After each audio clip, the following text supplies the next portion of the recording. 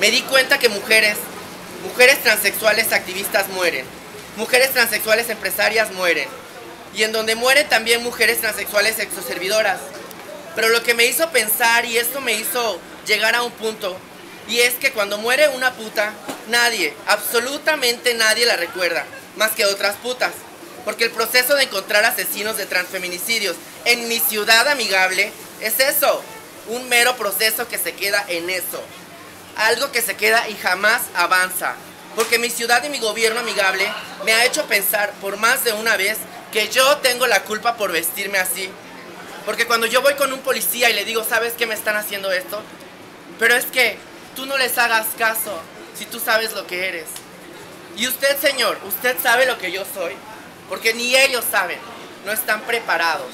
A mí me encantaría responderle a los policías así, pero si nosotros lo hacemos, es una agresión a la autoridad y hasta terminamos encarceladas por exigir justicia.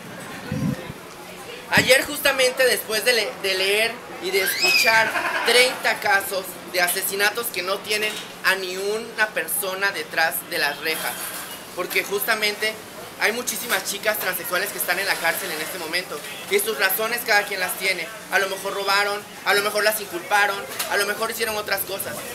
Pero de tantos transfeminicidios que hay en el país, porque México es el segundo país donde matan más chicas después de Brasil, estamos hablando que no hay y no ha habido ni una persona detenida que se pueda acusar de que mató a una compañera mía. No tenemos ni siquiera en este momento una gráfica de una persona que haya sido detenida por haber asesinado a una chica trans. Eso se queda simplemente en un veremos. Y justamente ayer hablaba a mí me tocó leer un caso de una chica que la asesinaron y la envolvieron con la bandera nacional. Como si eso fuera, pues, que México son machos. Imagínense, la envolvieron con la bandera de México, el legado de nuestros héroes, el símbolo de nuestra patria, el símbolo de libertad, de mi libertad, donde no se tolera pero se me respeta. Perdón, donde no se me respeta, se me tolera. Aquí mi libertad se limita si no tengo una carrera universitaria. Aquí se me limita si hablo un dialecto. Aquí también se me limita si soy morena. Y se me limita si mi herramienta de trabajo son un par de tacones y 10 contones que me regala el Seguro Social. Si hablamos de ciudad amigable, y si esta ciudad quiere ser mi amiga y amigable conmigo, legislen y platiquen sobre leyes que favorezcan a trabajadoras sexuales y sobre leyes que puedan ayudarme a pagar impuestos para poder ser una persona física, sobre leyes que puedan ayudarme a construir un patrimonio que, lejos de solo poder heredar, yo pueda vivir y disfrutar. Ayúdenme a que pueda tener una beca o hasta media si es posible para poder estudiar algo, lo que sea. Porque si bien hay mujeres como yo que tienen la oportunidad de hacerlo con el apoyo de sus familias, es un porcentaje muy bajo. La mayoría estamos en la calle y estamos teniendo miedo porque a nosotras nos siguen matando y los asesinos están fuera de la cárcel, están fuera de un juicio que ellos sí se merecen. Y yo, la puta, vivo enjuiciada día tras día tras día. Y van a pasar los años y no veo que en el censo de población pregunten si hay una persona trans en casa. Porque nadie sabe cuántas transexuales hay en el país. Ni nosotras sabemos cuántas somos. Pero desde tiempos atrás sí se sabe que existimos y se nos esconde. Las putas, las trans, las vestidas, esos güeyes, como dicen muchas veces las personas. Aquí estamos esperando que de verdad hoy sea una ciudad amigable. Que de verdad de hoy en adelante las cosas cambien. Hasta en el mismo colectivo. Porque ni las mujeres trans que tienen empresas, ni las mujeres trans que tienen universidad son más que yo. Soy tan capaz, tan inteligente y tan intelectual como cualquiera. Y si no lo soy ahorita, por eso me estoy preparando. Y la verdad, nosotras lo que deberíamos de ser las mismas cansadas, no las protagonistas. Gracias por escucharme y pues buena tarde.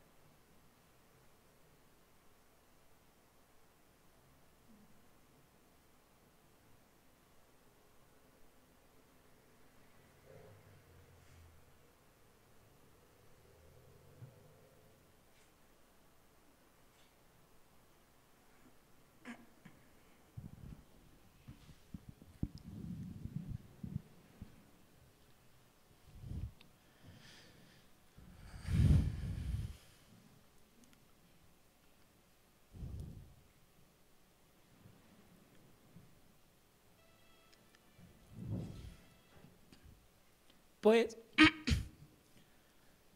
ver cómo nuevamente siempre este video siempre pues mueve como muchas cosas que siguen latentes y que nos invitan a construir justo desde esos espacios en los que comenzamos a sentir, a encarnar.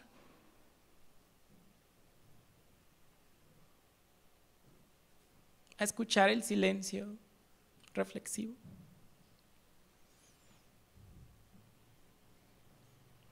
De pronto siento que este silencio es como tan potente que Alesa sigue viva. Y un aplauso para Alesa nuevamente.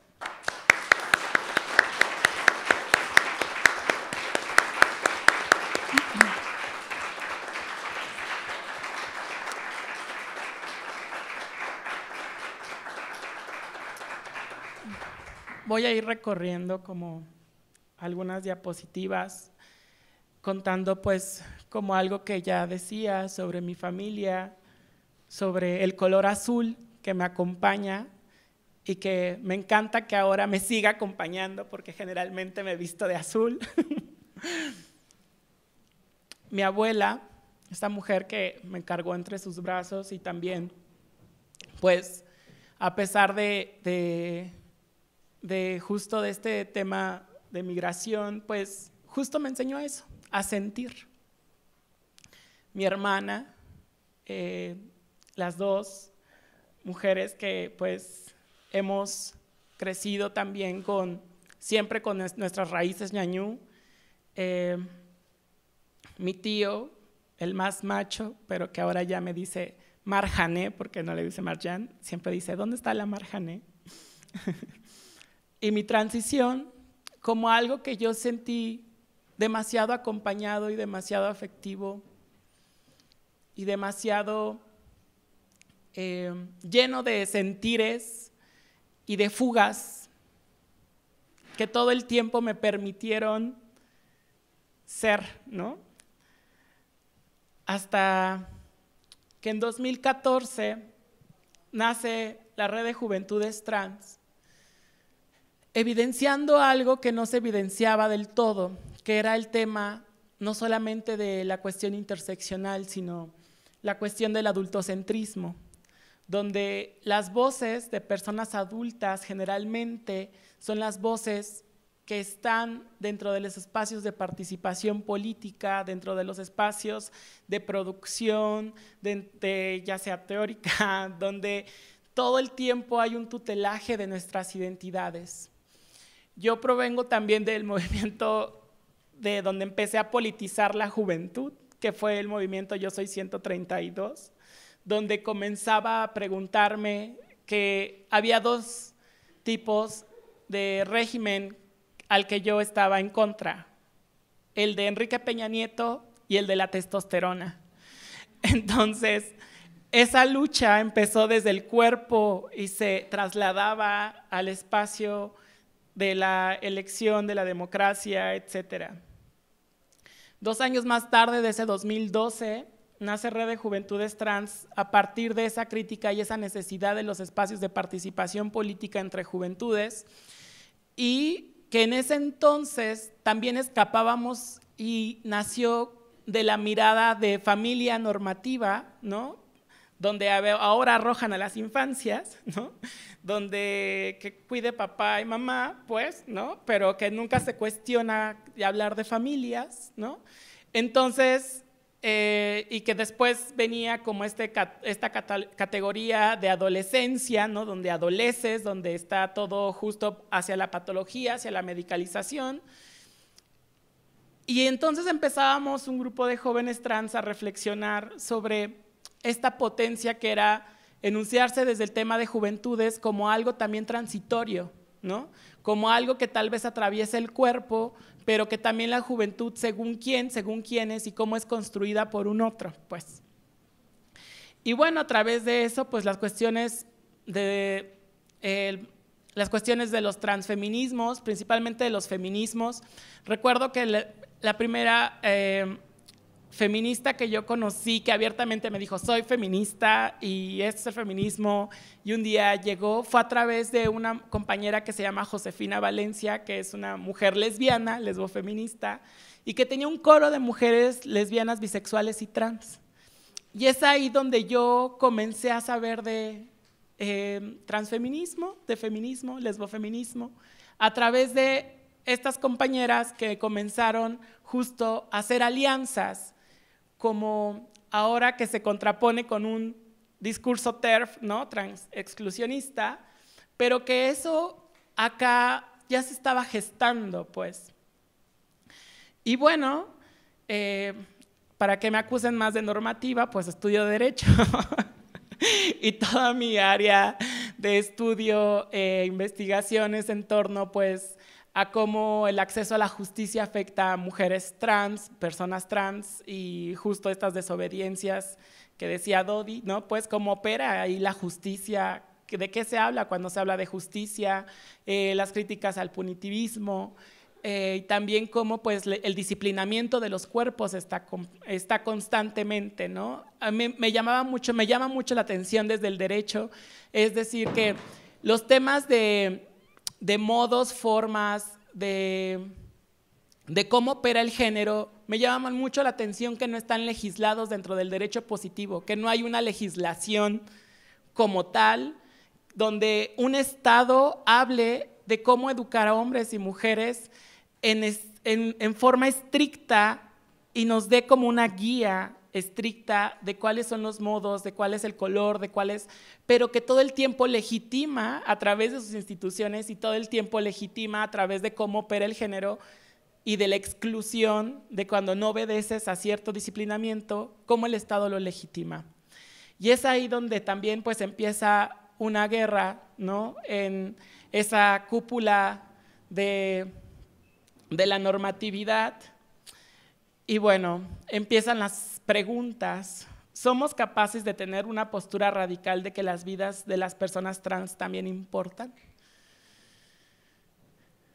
Y bueno, para hablar también de transfeminismo y de cómo se sitúa en un trabajo que ha pasado acá en México, es necesario hablar de Lía García, que ahora está allá en el Matadero, en España, haciendo pues toda esta revolución que hace, esta revolución afectiva, porque cuando ella llega no solamente encuentro una aliada feminista y una hermana, sino encuentro también, hay un giro afectivo que ella me muestra, que trabajaba desde 2013 y que ponía el cuerpo en las calles, situando como a los arquetipos de la sirena, de la quinceañera, de la novia, y haciendo una propuesta pues completamente afectiva, pero que también hacía fisuras dentro del contacto, dentro de la narrativa. Y es así como empezamos como a sumar, se suma Lesa Flores también, y empezamos a mirar pues la historia que nos antecede aquí con el baile de los 41, que fue una de las primeras publicaciones que habló sobre específicamente de la homosexualidad, pero que empezó como a construir una narrativa dentro de los medios de comunicación hasta llegar al tema de Mujercitos, con el tema de la alarma, con el tema de cómo éramos dibujados en la década de los 90s, 80s. Y pues que esto de pronto pareciera que ha terminado, pero no. Nos lleva a que la expectativa de vida de una persona trans en América Latina es de 30 a 35 años. Y, por ejemplo, los casos que tenemos acá en México son como los de Alesa Flores, Paola Ledesma, Charlie, Agnes en Tehuacán, Puebla, 7 feminicidios diarios y un tema y un clima de impunidad. Aquí en México constantemente el mensaje para las mujeres trans y en general para las mujeres es tanto este círculo, ¿no?, de violencias impunidad, permisibilidad, y hay como constantemente pues hemos trabajado sobre manifestaciones cuando suceden estos actos en un país con más de 35,000 personas desaparecidas. Me llama mucho la atención que pareciera que a veces las luchas de la disidencia sexual están como desligadas o son acríticas al contexto que pues también vivimos, encarnamos, pues, ¿no? Y es ahí donde hemos detonado pues una serie de construir como estrategias, no solamente como dentro de los movimientos sociales, pues, ¿no?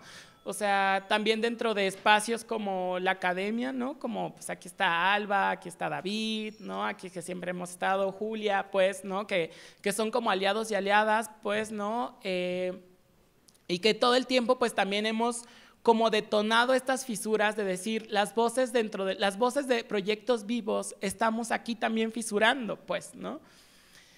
Y me llama mucho la atención como este contraste que tenemos con el vecino del norte, porque pareciera que no afecta, pero sí afecta tener a Estados Unidos, porque la forma en la que migran pues los conceptos, en las que migran la concepción de ser trans, en la que migra cuál es la proyección de cómo debería de ser una persona trans, pues está presente también en los medios, ¿no? Este es un periódico de México que sale en una difusión pública, en un tiraje en la zona metropolitana, Ciudad de México, Estado de México, bastante amplio. O sea, esto al menos lo ven unas 100,000 personas.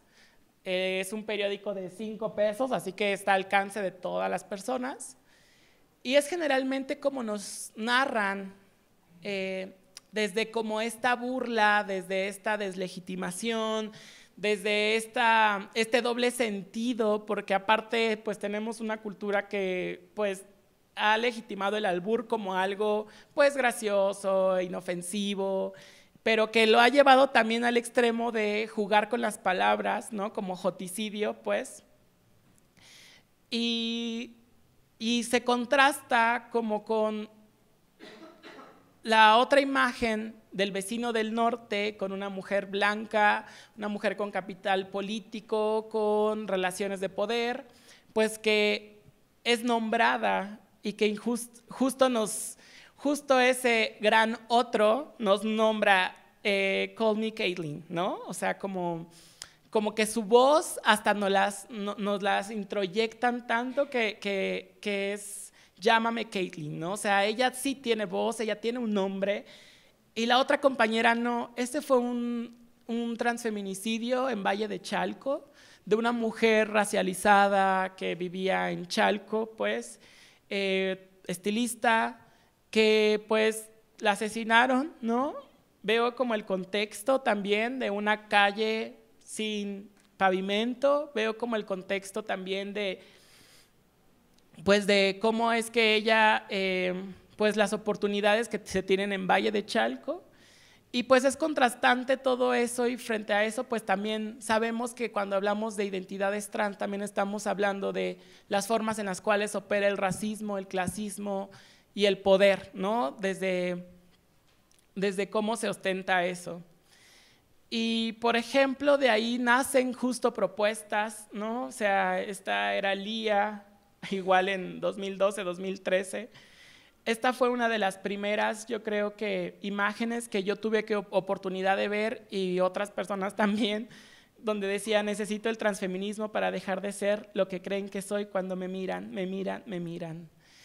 Y creo que ahí una de las cosas que hemos trabajado mucho es sobre la mirada, de quién ve, quién controla, quién disciplina, cómo una mirada no necesariamente, la metáfora del contacto visual, por ejemplo, es como algo tan potente que desde ahí justo empieza en los espacios públicos una de las formas pues, de las cuales hemos detonado la reflexión.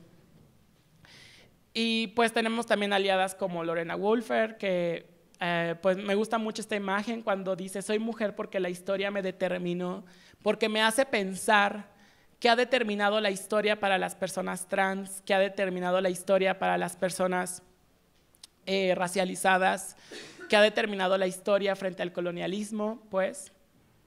Y también pues volteamos al sur a ver a mujeres como Luana Berkins, su crítica de la furia travesti y cómo es que una crítica también al capitalismo, y que creo que así hemos como detonado distintos procesos, justo situando, por ejemplo, acá en el encuentro de mujeres que luchan, tuvimos pues oportunidad no solamente de reflexionar, sino de poder tener contacto con mujeres del EZLN, las cuales de pronto tenían una mirada reconciliadora, pero a la vez potencializadora, ¿no? Uno de los acuerdos al final de esta reunión de mujeres que luchan fue: acordamos vivir, y vivir es luchar. Y estas como antesalas que bueno, más bien estos contextos que todo el tiempo están confluyendo en México, pues también nos hacen salir a las calles,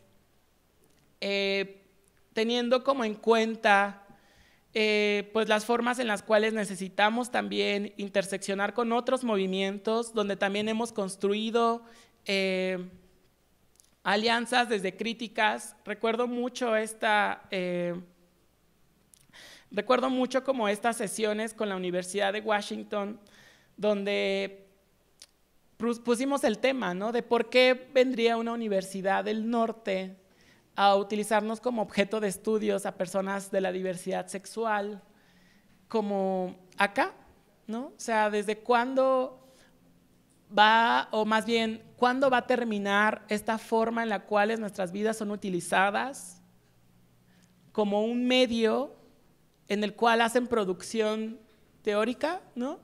Y después quedamos como las cuestiones no cambian, ¿no? Las cuestiones estructurales ni tampoco las cuestiones de pronto pues más momentáneas cambian, pero persisten, ¿no? Y recuerdo que ese diálogo, pero también trabajamos de cómo en el norte existe la posibilidad de que exista sur en el norte, pues, ¿no? Y cómo trasladamos eso en nuevos conocimiamientos, desde incluso antes de que este continente fuera nombrado América, ¿no? Y hablar de Abya Yala, descolonizar, empezar como a cuestionar e incendiar como estos conocimientos, pues nos llevó como también a construir puentes con compañeras translatinas, que de pronto pues esto también tiene como, si bien una línea más de activismos, de militancia, de diálogo con las instituciones, pero también han sido como pensamientos críticos que también han convocado, ¿no? Convocado a otras miradas, y que pues nos han permitido hacer actividades, ¿no? Como preguntarnos antes de que hablen de un trato igualitario, por ejemplo, ¿hay trato igualitario entre las personas trans? ¿De qué hablan cuando hablan de teatro, mi acto fallido, de teatro igualitario? Y cómo esto pues nos lleva a construir éticas desde el error. Y es ahí donde creo que hemos encontrado una potencia. Porque cuando hablamos tal vez de transfeminismos acá, y más situándolo desde la Red de Juventudes Trans, hemos hablado más desde quién puede dar el paso desde el acto de honestidad radical, de hablar del error, la incongruencia y el disentir. De cómo es que antes de subirnos como justo como cuando empezaba desde la cuestión moral, si bien ya aquí abordó muy bien Dodi, ¿no?, el tema de la cisnormatividad y cómo opera los cis y cómo los cis afecta, pues, ahora cómo eso encarnado, pues, puede darnos oportunidad de arrancar como las máscaras y saber que dentro de todas y todos hay o habrá la posibilidad de un racismo, un clasismo, una transfobia. ¿Por qué de pronto pareciera que hay como que los espacios se vuelven como un baño de culpas, ¿no? Y ya porque estamos aquí, pues ya estamos haciendo algo para cambiar el mundo. Entonces, que tal vez sí, pues no, pero cuando salimos de aquí también ahí está, ¿no? Y es ahí donde invitamos a las personas a decir, justo cuando te equivoques, es ahí también donde necesitas a tus compañeras, ¿no? Justo cuando hay un error, justo cuando hay un acto de violencia que tú también ejerzas o que ejerzan hacia ti, es ahí donde también es necesario construir éticas, ¿no? Es ahí donde es necesario voltear a mirar esos errores, esas incongruencias, para detonar justo una colectividad. Y justo seguimos insistiendo lo afectivo como política radical. Son preguntas que dejo, ¿no? ¿Somos capaces de cuestionar nuestros privilegios, invitar a otras personas a accionar desde lo afectivo y no desde lo punitivo? Y pues bueno, también hemos salido a las calles, muy a pesar de las TERFs, de las mujeres trans, bueno, perdón, más bien de las mujeres cis trans exclusionistas, lo cual también nos ha dado como oportunidad de proponer. Creo que esto ha nacido mucho desde la propuesta, desde 2014 hemos empezado como a trabajar desde la espontaneidad, desde la suma de corrientes, pensamientos, saberes que vayan y que justo tengan como una construcción de ética que pueda ser muy situada, que pueda ser de los transfeminismos, antirracismo, y desde las voces. También hemos hecho uso de las herramientas del Estado. Por ejemplo, ante la audiencia de la Comisión Interamericana de Derechos Humanos, esa ha sido como más mi chamba en lo personal, que ha tenido que ver con, pues, denunciar y evidenciar dentro de los organismos internacionales cuáles son las violencias que operan, ¿no? Porque de pronto pareciera que los estados, cuando muy fuera de nuestra vista, muy fuera de nuestra percepción, México se considera un país muy atractivo para las personas LGBT, ¿no? Porque entre comillas vende, porque como decía Dodi, ¿no? O sea, no cuestiona, sino queremos que vengan aquí a dejar su dinero, pues, ¿no? Y pues mientras aquí las mujeres trans estamos siendo precarizadas, perseguidas, asesinadas, encarceladas.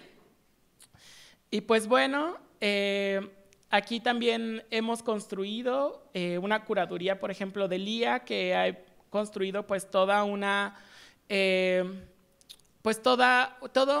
antología del movimiento trans alrededor de Latinoamérica, la cual expuso en Centro Cultural Border, en Centro Cultural Jauría Trans, donde pues también ha sido un espacio de lucha, de reflexión.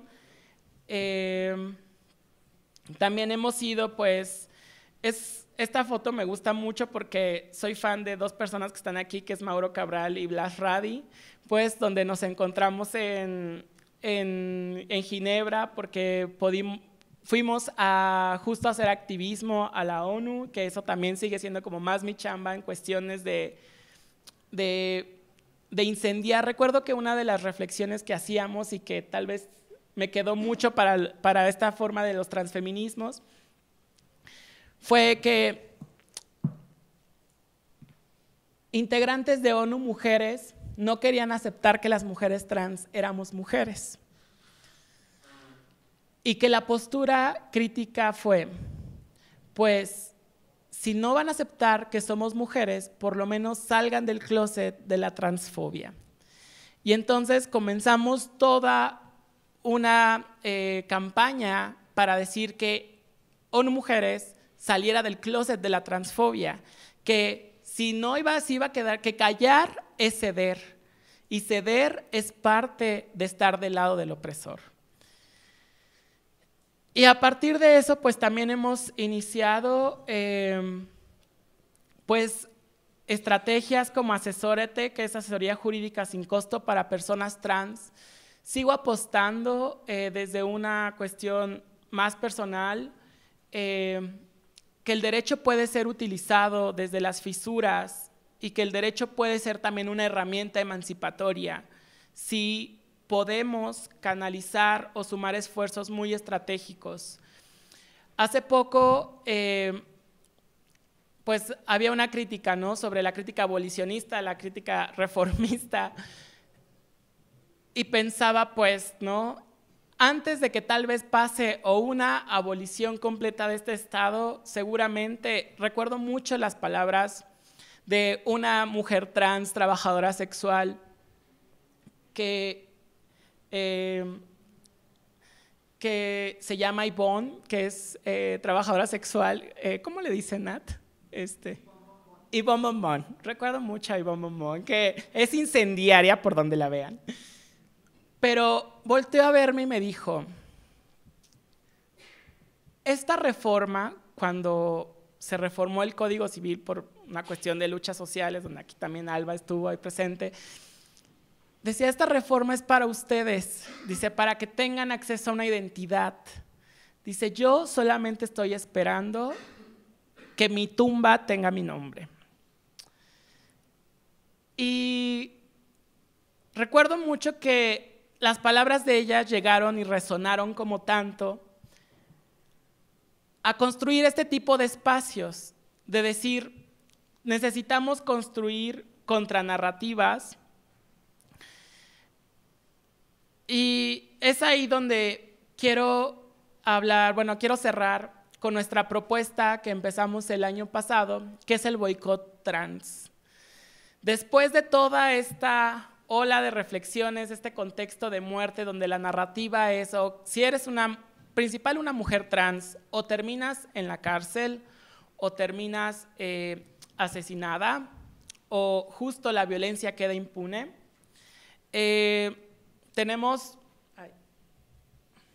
Construimos este concepto de boicot trans, donde nuestro primer invitado fue Daniel Niskup, un hombre trans, el que tal vez yo lo autonombro, a Daniel le da mucha pena, pero lo autonombre como el primer hombre trans poeta en construir un poemario de su transición.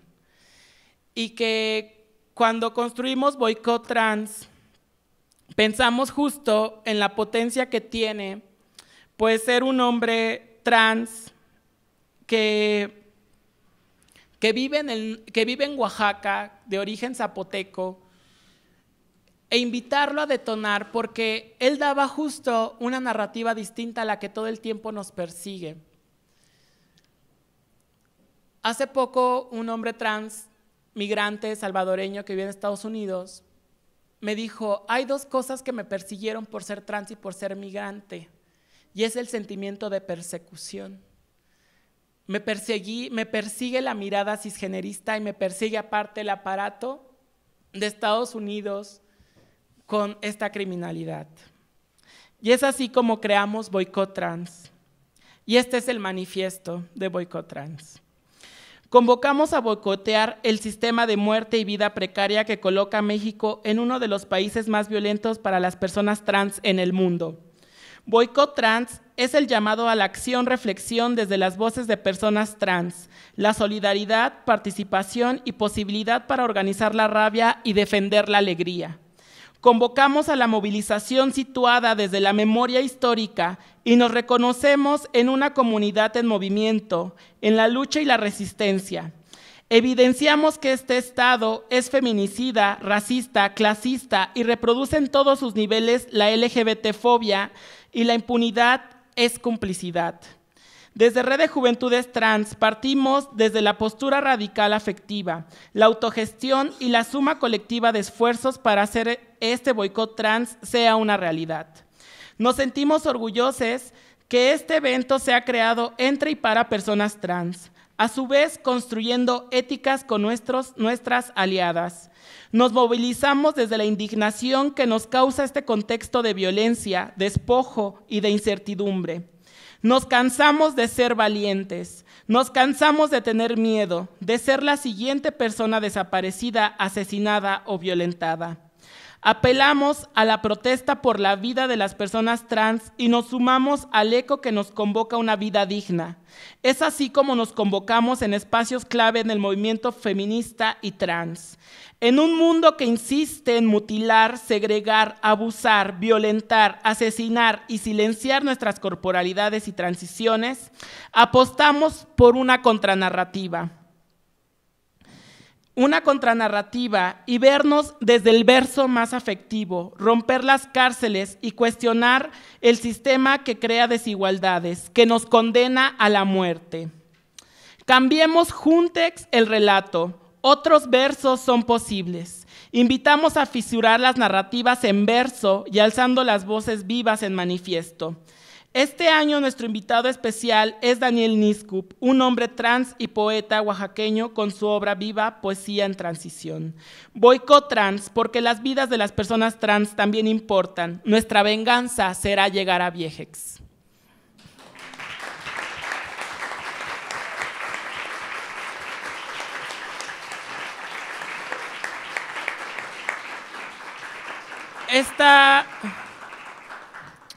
Esta es una de las construcciones que hicimos en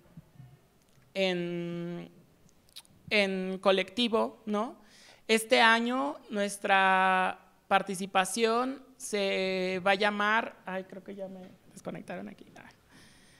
Bueno, este año nuestra, ok, perdón. Solamente para cerrar, este año nuestra presentación de Boicot Trans tiene como invitado especial a Tito, que creo que no nos pudo acompañar ahora, pero él es nuestro invitado especial. Este fue uno de los, nuestro flyer donde nos presentamos. La presentación del poemario fue en el Reclusorio Norte con nuestras compañeras privadas de su libertad en la cárcel en compañía de Almas Cautivas. Y el otro fue en La Gozadera como un espacio feminista, lesbo, transfeminista. Y pues esta es la presentación oficial del siguiente Boicot Trans, que se llama El Despojo, que es una crítica antirracista y decolonial trans desde Ayab Yala. Va a lanzarse en abril y mayo. La idea es que podamos justo autogestionarlo, pero también vamos a estar en contacto con diferentes actores trans y actores desde otros puntos de Latinoamérica para evidenciar pues las contranarrativas que están gestándose para hacer una crítica antirracista y decolonial desde las personas trans, porque pareciera que hay como cosas súper distintas cuando se habla de lo trans y la decolonialidad, lo cual me parece como pues que es necesario empezar a documentar, empezar como a hacer memoria sobre eso. Y bueno, pues me gustaría cerrar con una pieza que justo se leyó en 2015, que es el Manifiesto Trans. Creo que aquí hay como un… Sí. Bueno, pues esta es una pieza que tuve oportunidad de escribir y se llama El Manifiesto Trans.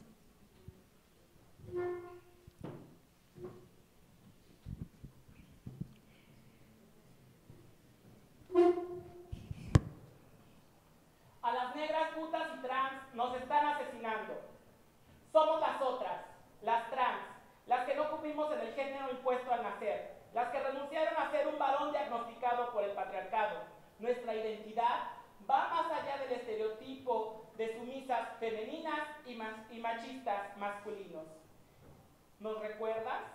Somos las que insultas en la calle, somos las analfabetas de quien sientes lástima, somos las negras que marginas, somos las vestidas de quien te burlas, somos las maricas de la esquina, somos las lesbianas que enfrentamos tu misoginia, somos las portadoras de VIH, somos las indígenas que luchan frente a tu colonialismo, Somos las migrantes que exiliaste. Somos a quien miras lascivamente. Somos a quien contratas para satisfacer tu hipocresía sexual. Somos a quien miras en los noticieros y periódicos amarillistas asesinadas por grupos religiosos. Somos la estadística que convierte a México en el segundo país en crímenes de odio hacia personas trans. Somos las que no se quedarán en el olvido, las que se niegan a ser silenciadas por machistas abusadores, las que ante la transfobia y violencia transfeminicida gritamos ¡justicia! Aquí estamos, nuestro canto no ha cesado, nuestra rabia incomoda, nuestros modos no los compran. Venimos a contar nuestra versión de la historia. No queremos tolerancia, ni aceptación, ni lástima, ni ser tu producto en medios de comunicación. Exigimos respeto. No tenemos una historia de éxito que se vende al mejor postor. Somos historias de lucha. Sobrevivimos y resistimos colectivamente. Nuestro mensaje no es positivo. Nuestro mensaje es la dignidad. Celebramos la vida porque somos disidencia. Nos sonreímos frente al espejo, a solas o con las nuestras. Bailamos por la alegría de ser quienes somos. Salimos a la calle con la frente en alto. Tenemos una historia que nos respalda. Tenemos logros conquistados. Sabemos que hay mucho que recorrer juntas y no nos detendremos. No pestañeamos cuando te miramos a los ojos. ¿Nos ves? Porque nosotras sí. Furiosas, rabiosas, gozosas y alegres estamos de ser quienes somos. Justicia, memoria y dignidad para las mujeres trans.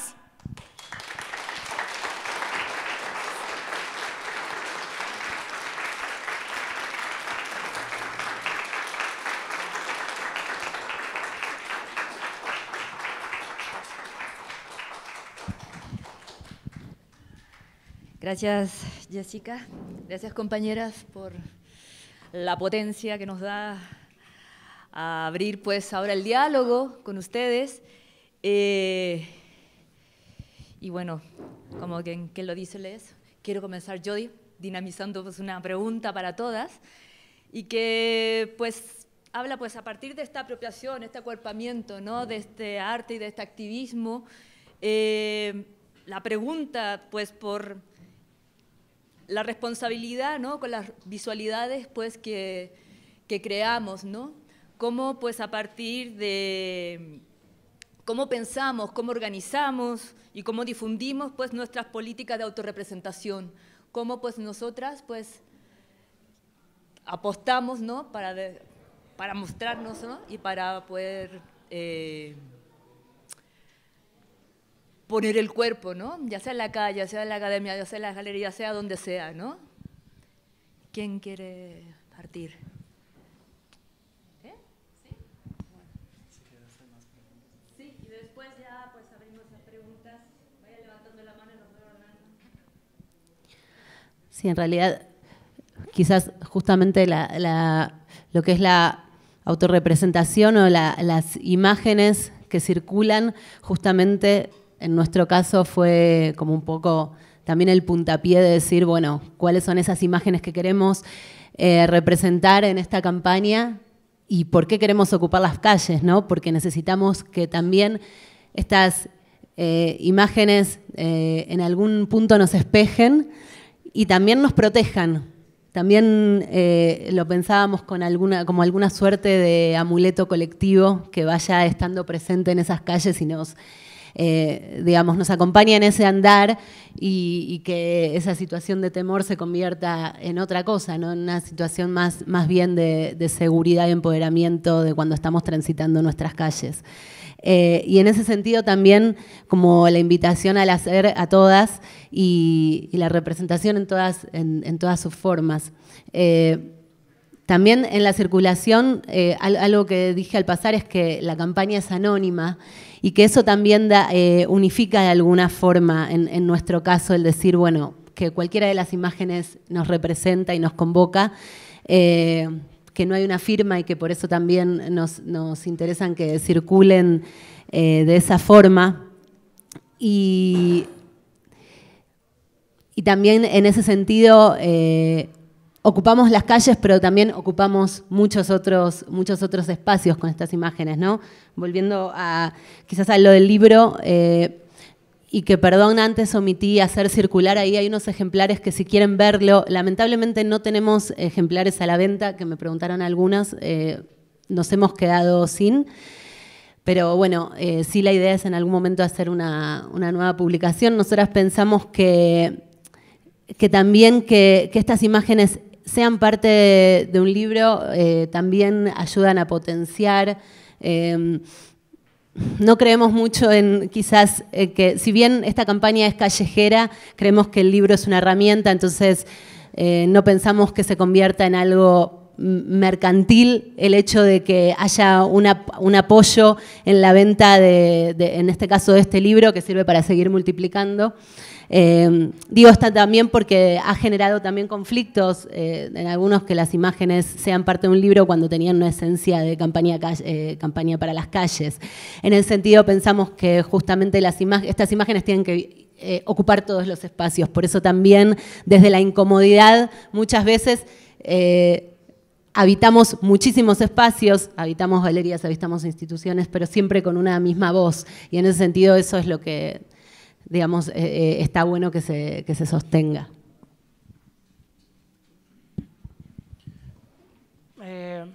Pienso como en lo... Es curioso porque cuando estás como en estos espacios y tu transición te acompaña a todas partes, pues, ¿no? O sea, pienso que cuando una persona se enuncia trans, también estamos hablando de cómo ejerce su capacidad de agencia, de cómo ejerce su forma de politizar o no su transición, pues, ¿no? De cómo ejerce su forma de autoadscripción, ¿no? Antes de que tú llegues y le digas es trans, o esto es trans, o eres trans, pues, ¿no? Pienso que si le preguntas a una persona trans, como ya lo hemos hecho, de cómo llegó la palabra trans a tu vida, todas te van a narrar distintas experiencias y distintas formas y cómo lo llevan y qué les significa en su vida, pues, ¿no? Y esa forma también de salir a la calle y de poner el cuerpo en la calle, pienso como también en lo personal y en lo colectivo, pues ha sido una estrategia, ¿no? Una estrategia también para conducirnos, y que trans nos convoca, pero no nos convoca para limitarnos, sino para generar potencias, para generar posibilidades, para generar comunidad, para tal vez narrar una parte de nuestra vida que tal vez no define todo, pero que sí atraviesa todo, pues, ¿no? Y que, pues, poner el cuerpo en la calle, pues siempre se ha significado, pues también respirar antes de salir a tu casa y desear que vuelvas con vida, ¿no? Entonces, indudablemente atraviesa eso, pero también tener un motivo para decir, voy a salir porque hay un objetivo allá afuera. Y, por ejemplo, el de hoy pues fue compartir acá con todos y todas ustedes.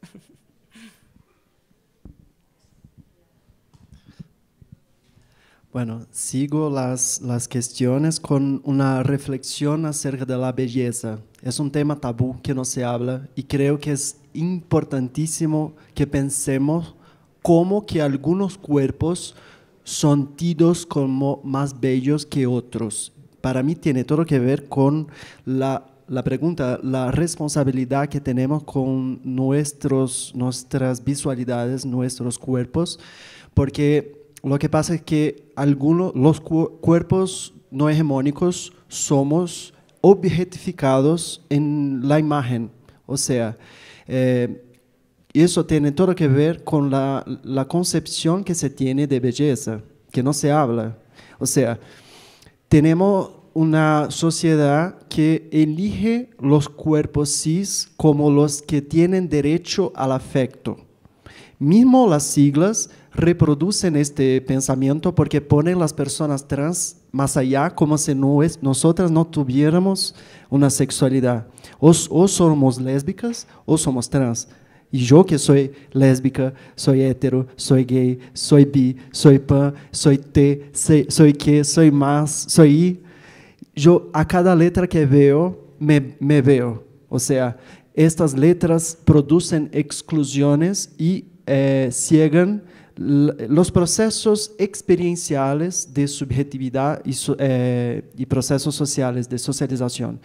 Bueno, eso también incluye la forma como los cuerpos son clasificados para que sean más gustables o menos gustables y aceptables socialmente, que tú puedes no gustar de algunos cuerpos, lo que es algo gravísimo, gravísimo que permitamos que algunos cuerpos no sean gustables, porque lo que pasa es que cuando no hablamos de eso, los cuerpos trans, los cuerpos racializados, los cuerpos no magros, gordos, los cuerpos no adultos no son gustables.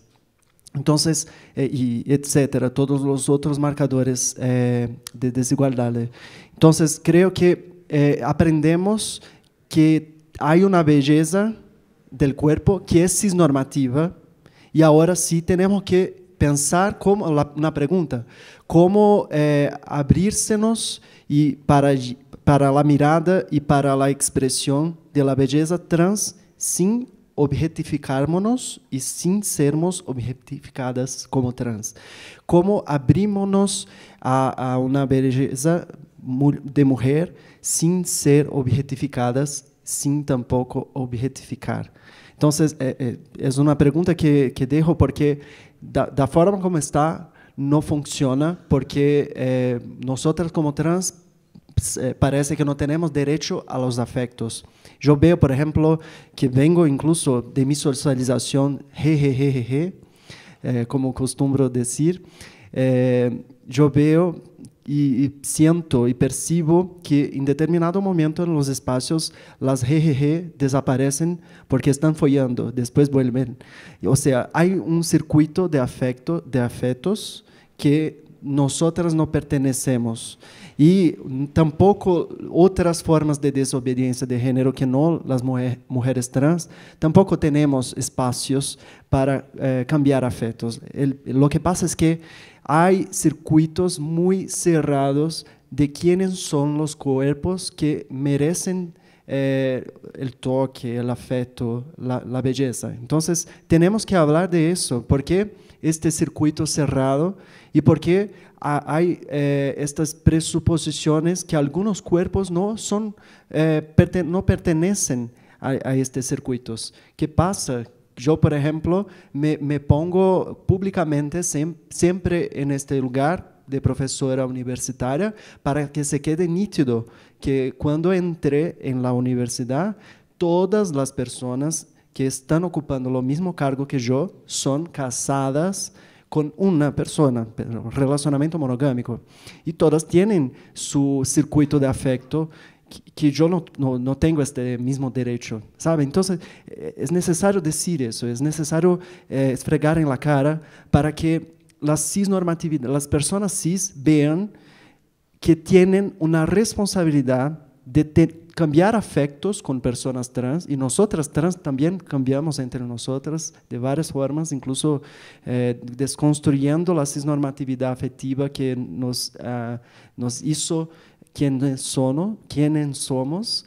Igual tenemos sí, no hay motivo tampoco para que no tengamos afecto de personas cis que son privilegiadas en esto y deben reconocer la responsabilidad afectiva de relacionarse con personas trans sin objetificarnos. Gracias. Por el tiempo, pues vamos a hacer solo una ronda de preguntas, así que por favor, concretas, para que todas tengan la voz. Acá la compañera. Hola, ¿cómo están? Mi pregunta es como para la hermana Dodi. Me llama mucho la atención cuando hablas de esta diferenciación entre la palabra transexual, como justo esta palabra que proviene de esta patologización norteamericana, y hablar de la palabra travesti, ¿no? Justo como lo hemos visto en el sur con compañeras como Loana Berkins, que bien decía Yes, como una palabra travesti, como una posición política, ¿no? Y me gustaría saber ante el panorama, ante este resurgimiento que estamos viendo de sectores conservadores en Brasil, ¿cómo ves el panorama para nuestras hermanas trans y nuestros hermanos trans en Brasil? Y no solo para las hermanas trans que tal vez están en espacios institucionales, sino también para las compañeras trans que están en la calle, ¿no? Que están allá afuera, y de qué manera podemos organizarnos ante estos discursos de odio, ¿no? Que traen componentes transfóbicos, racistas, clasistas. ¿Cómo ves el panorama en Brasil? Perdóname, ¿cómo te llamas? Natalia. Natalia. Chicas, compañeras, compañeros, ahora que vamos a hacer solo una ronda de preguntas, así que venga. ¿Por allá? Pues por mientras lo piensan, pues conteste Dodi y a ver si… Bueno, la respuesta es simple, no sé. Necesitamos ayuda para pensar. No, yo creo que no debe ser un tema solamente, una preocupación solamente de nuestros cuerpos. Las personas cis deben preocuparse todos los segundos acerca de esta expectativa de vida, debe sí angustiarlas. Igual me gustaría mucho que no sea un problema brasileño más, clasificación del primer país que más mata personas trans. Me gustaría que fuera una preocupación mundial. No tengo ni idea qué hacer. Necesitamos ayuda, vamos a pensar juntas. Por favor, den soluciones. Vamos a hacer de este encuentro una asamblea para soluciones efectivas, concretas, porque yo no tengo idea.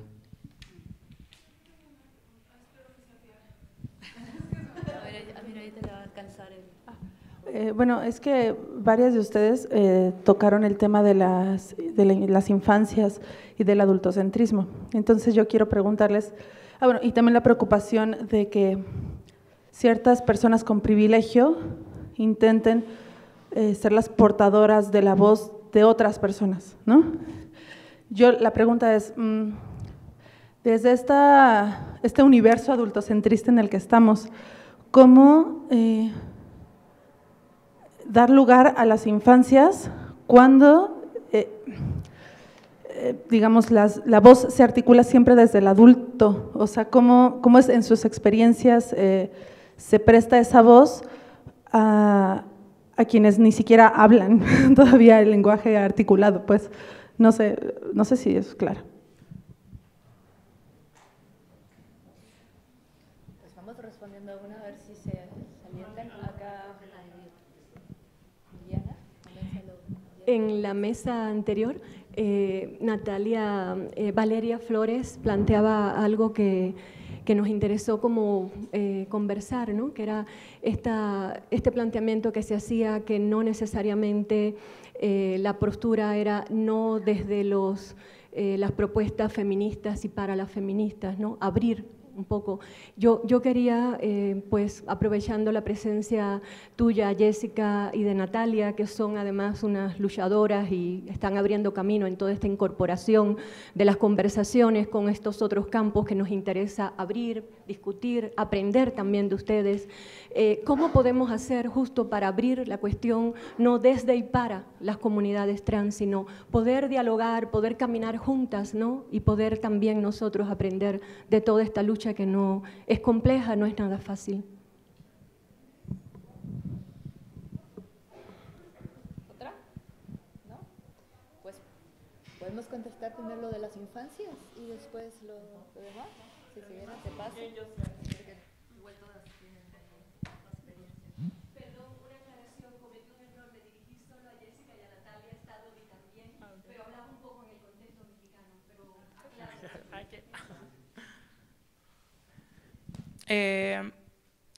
me parece, bueno, sumándome a lo que dice Dodi y como en torno a construir tal vez un diálogo y un puente de solidaridad, pues está abierto Dodi, pues no solamente en esta mesa, y creo que aquí todas y todos como pues coincidimos, ¿no? En hacer también espacios refugio, ¿no? Y espacios, como dicen y me dijeron compañeras migrantes con las que trabajamos, que decían no queremos un albergue más, necesitamos un santuario, pues, que de pronto hacer espacio santuario pues puede ser un principio, ¿no? Donde pueda salir de las lógicas de lo que ya está y tal vez crear otras posibilidades de lo que nos gustaría que fuera. Y bueno, pues en torno a las infancias, una de las cosas que a veces miramos, si bien no tengo las respuestas, pues algo que invitamos es a repensar cómo fuimos educadas y educados, y que ya quienes estamos en una capacidad como desde la adultocracia, pues, repensar cómo fuimos educados y educadas, y tal vez qué sí estamos reproduciendo de eso que nos socializaron, de eso que nos permite, de eso que nos da el permiso de educar, por ejemplo, a otra persona, sintiéndonos como poseedoras o poseedores de todo el saber, pues, ¿no? Que desde ahí es romper algo, pues, ¿no? Porque de pronto no pensamos que no podemos aprender de las voces que tienen menos años en este mundo, ¿no? Y de pronto algo tan básico como volver al silencio y a la escucha, pues puede ser muy potente, ¿no? Y tal vez recuerdo mucho eso, ¿no? De enseñar a sentir, pues, ¿no? O sea, acompañar en el sentir, y tal vez a veces la clave es justo, no necesariamente es educar, sino a veces es acompañar, ¿no? De qué forma cambiamos o desplazamos eso de educar a acompañar, a compartir, a saber que en algún momento esa persona, pues, que está en este mundo, pues necesita herramientas para darle nombre a este mundo, o poder apalabrar, o entender sus silencios, o entender las dinámicas de este mundo. Entonces creo que eso pareciera que es fácil y sencillo, pero es complejo, ¿no? Y cuando a veces encontramos a personas que tienen hijos o hijas trans, pues primero tienen un panorama de sobreprotección, de aquí como que todo y yo en contra de todo el mundo por mis hijos o hijas trans, y a veces solamente es, bueno, hay que respirar tantito y hay que empezar a mirar cómo esa persona también está entendiendo el mundo que le rodea, ¿no? Y hasta dónde éticamente puede acompañar, porque también la privacidad es eso, la construye una persona con las herramientas tal vez que le demos en la infancia, pero también es posible decir que hay una posibilidad donde el adulto no va a estar todo el tiempo, pues, ¿no? Esa es una. Y bueno, contestando rapidísimo la otra, tenemos como una línea de espacio que se llama éticas disruptivas, ¿no? Justo aprovechando que otras éticas son posibles entre aliados de las personas trans, diversidades, movimientos sociales, donde podemos, pues, volviendo como sentarnos en el piso a saber qué nos atraviesa en común, qué no nos atraviesa, y pues la invitación tal vez está abierta a la escucha, ¿no? A veces pareciera que hay que acercarse como con la persona trans como si fuese de otro planeta, pues, y creo que no es tan así, ¿no? A veces es solamente escuchar nuestras historias, acercarnos un poquito al sentir, un poquito a lo afectivo, mirarnos y también cuestionar un poquito como el mismo mundo, ¿no? Desde dónde podemos incendiar lo que tal vez nos está hiriendo. Y pues bueno, el espacio está abierto. De hecho, para ya ceder la palabra a mis compañeros y a mis compañeras, pues es la costumbre, no creo que eso es la costumbre de siempre estar en compañeros y compañeras.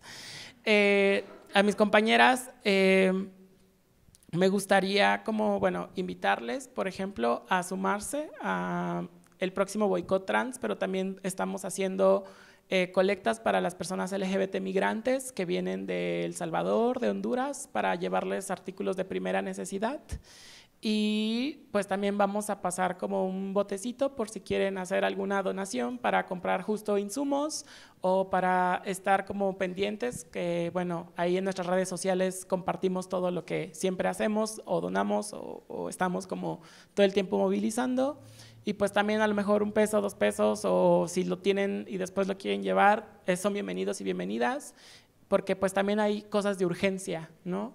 Hay cosas de urgencia como pues compañeros y compañeras migrantes, compañeras de situación de calle, también Natalia trabaja en una organización que también se pueden acercar a ella. Entonces, acercarnos como un poquito a los trabajos es pues una posibilidad, y creo que el sentir, en efecto, se siente. Entonces, pues les cedo la palabra a mis compañeras. Gracias. Okay, vale.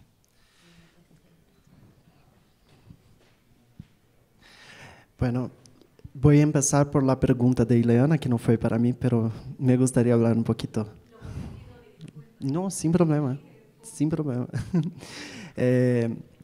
Una cosa que yo veo que se pasa mucho es cuando la tentativa de alianza de personas cis con personas trans y en general de personas blancas con personas negras en Brasil, específicamente, pasa por una apropiación epistémica, apropiación cultural. Por ejemplo, en la academia, cuando las personas negras empiezan a pesquisar sobre su propia comunidad, eso genera un cambio de paradigma muy fuerte en los contextos privilegiados de personas blancas en la academia, que son cuestionadas en su lugar de privilegio, no solamente porque tienen la posibilidad de pesquisar lo que quieren, sino porque hacen carrera, ganan premios, títulos, dinero y perspectiva de futuro sobre cuerpos que no son.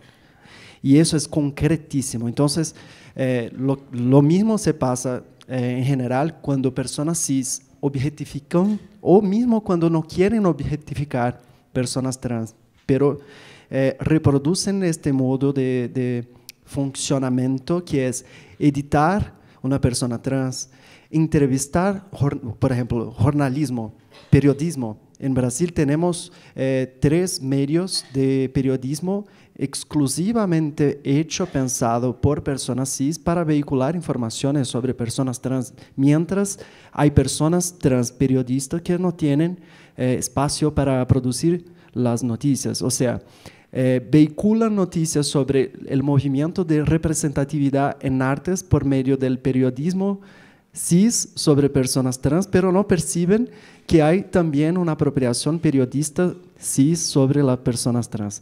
O sea, es un problema que yo creo sí que hay muchas alianzas posibles, igual, y son en estos pequeños momentos, pequeños gestos, el cotidiano, convivir con personas trans, amar personas trans, ser trans, son muchas formas de apoyarnos en el cotidiano.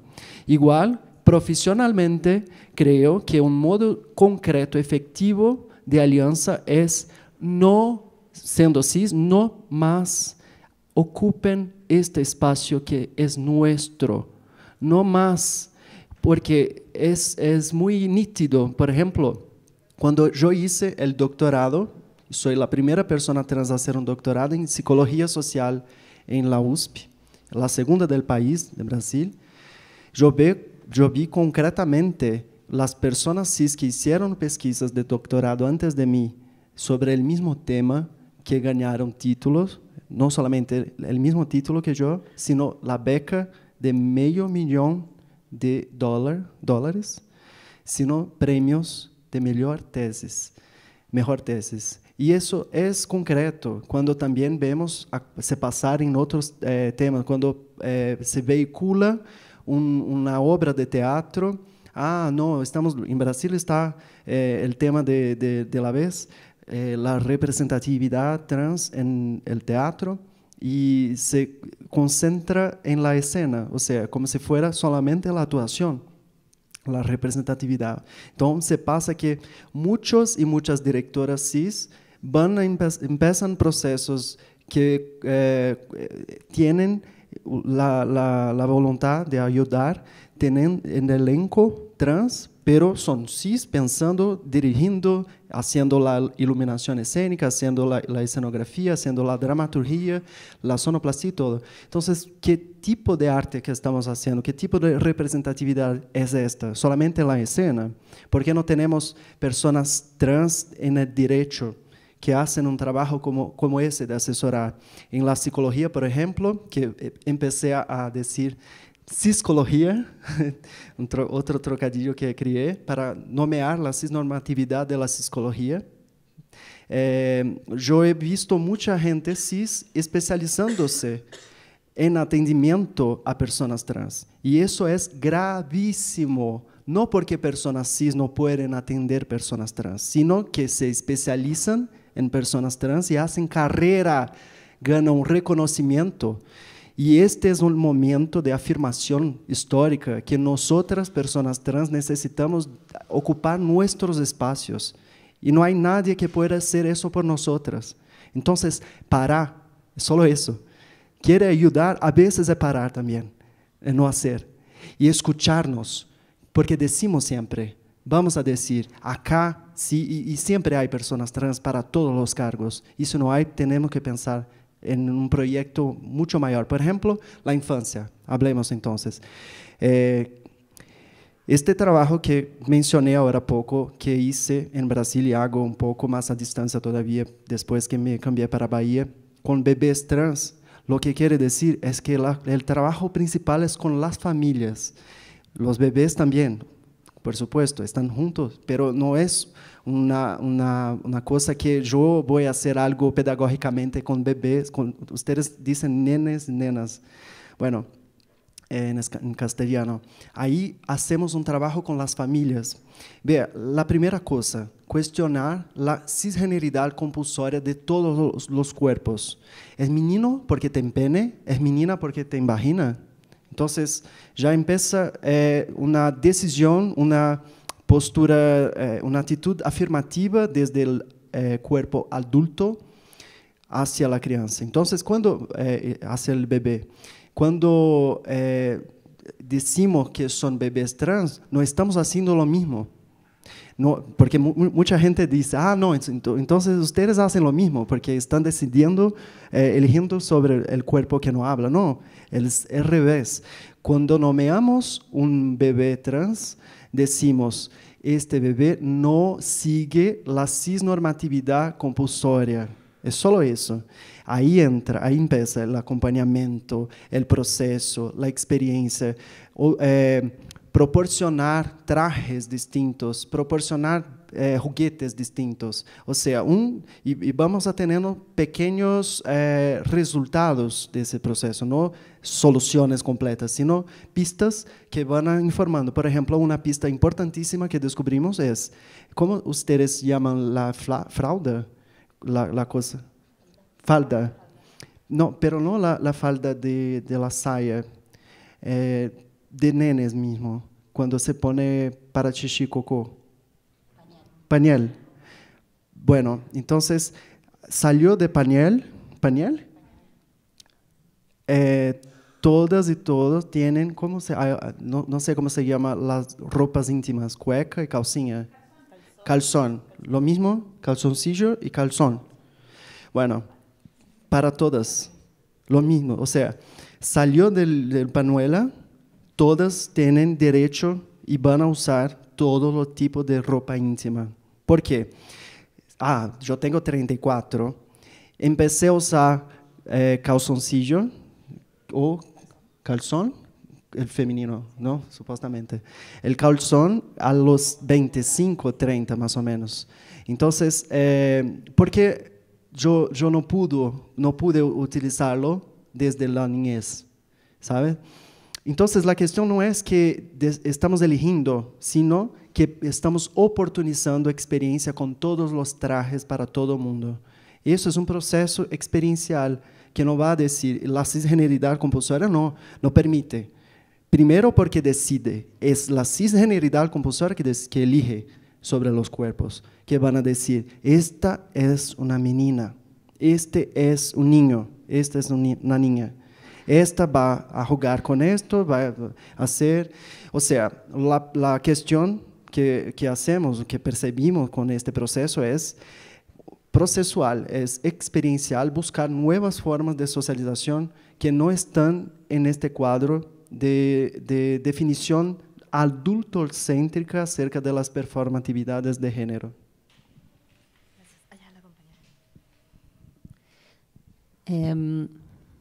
Bueno, no voy a agregar mucho más que la idea es nuestra es promover infancias libres y en realidad para eso justamente es tener todo ese abanico y toda esa bandeja de posibilidades y que en realidad las principales limitaciones las tenemos nosotras y sí, los adultos, ¿no? Las adultas. Entonces, en ese sentido, sí es muchas veces decir lo menos posible y ofrecer la mayor cantidad de elementos para la elección. Y en ese caso, sí, así creemos que vienen promoviéndose esas infancias libres. Y en lo personal, venimos muy cercanos con bastante material bibliográfico, o sea, libros para trabajar con las familias de otras editoriales amigas que justamente se están dedicando a trabajar y generar materiales para esto justamente. Yo quería compartir un fragmento muy pequeño de un texto de Liliana Downes. Liliana habla de las brujas y es uno de los textos que está en el libro y que me parece que va para todas.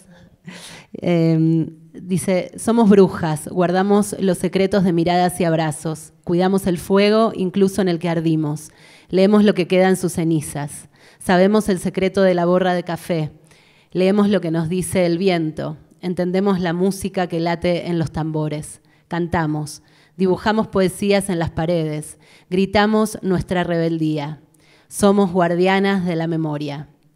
Por eso nuestras hermanas caídas, desaparecidas, quemadas en esas y otras hogueras, vienen ardiendo entre nosotras. Nos temen, somos poderosas. Nuestros aquelarres son espacios de risa, de vitalidad. Nos burlamos de los solemnes dueños del poder. Transgredimos sus mandatos y multiplicamos la desobediencia. Celebramos a cada mujer que ha dejado su huella sobre la tierra, cultivando los campos, haciendo magia en la cocina, sanando su gente para que el pueblo viva. No pueden llegar a nuestra médula, no saben de nuestros misterios. Y no lo diremos acá tampoco. Las brujas de aquellos tiempos seguimos siendo las brujas de hoy. Bueno, gracias a todas, a todos, a todos por acompañarnos aquí a defender la alegría y a organizar la rabia. Y pues retomamos el encuentro pues a las 5 de la tarde para la conversación pues entre Fernanda Carvajal y J. Monfaja. Gracias. Hasta luego. ¿Tiene amigas en São Paulo, no?